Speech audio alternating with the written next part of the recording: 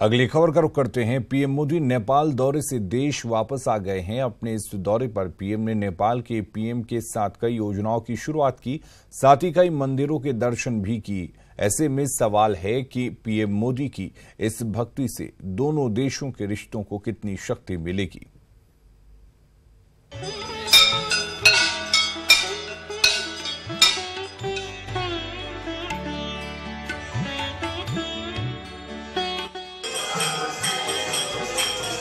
सिर्फ 2 दिन में 3 मंदिर।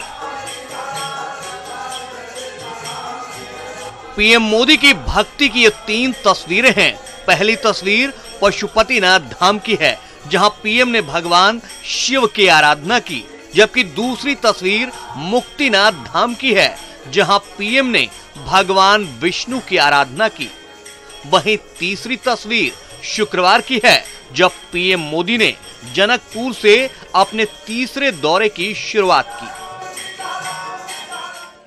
अब सवाल है कि इस भक्ति से शक्ति मिलेगी, और मिलेगी तो कितनी, इस पर चर्चा करेंगे। लेकिन उससे पहले सुनिए पीएम मोदी ने नेपाल से भारत के संबंध और काठमांडू के इतिहास के बारे में क्या कहा। राजा जनक की क्या विशेषता थी, उन्होंने शस्त्र को जुड़वा दिया और स्नेह से जुड़वा दिया।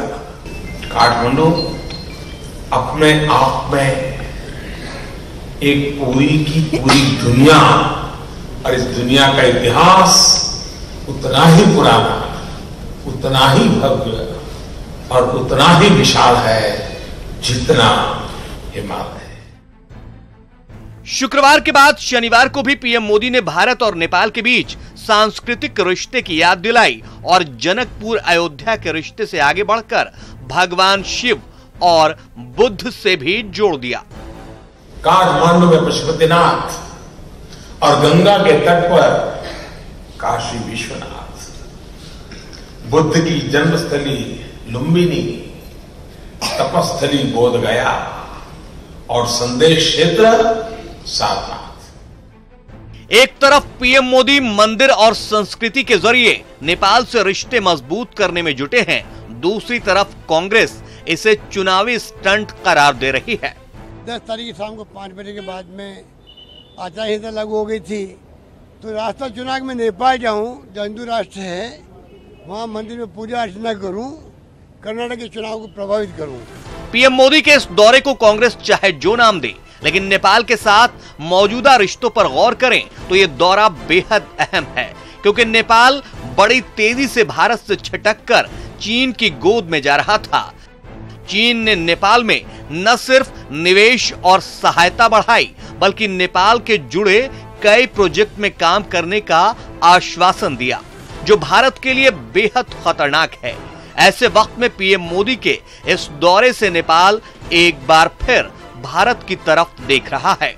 I am confident that the relation between Nepal and India will continue to deepen and widen in the days ahead. That Nepal will be sensitive to our concerns and that Nepal's territory will not be allowed to be used by anybody against India. Bharat के साथ रिश्ते सुधारने के लिए नेपाल भी बेहद संजीदा दिख रहा है, जिसकी बानगी है एक दिन में पीएम मोदी से नेपाली पीएम का 5 बार मिलना। As you know, they met 5 times yesterday, twice on one-to-one meetings and 3 times on delegation talks, including at the dinner that Prime Minister Oli hosted for our PM. Nepal सिर्फ पहाड़ और पानी का देश नहीं, भारत का एक ऐसा पड़ोसी है जिसकी 1850 किलोमीटर लंबी सीमा सिक्किम, पश्चिम बंगाल, बिहार, उत्तर प्रदेश और उत्तराखंड से लगी हुई है, और उस सीमा पर चीन का जमना भारत के लिए सबसे बड़ा खतरा हो सकता है। Bureau report, news 18 network.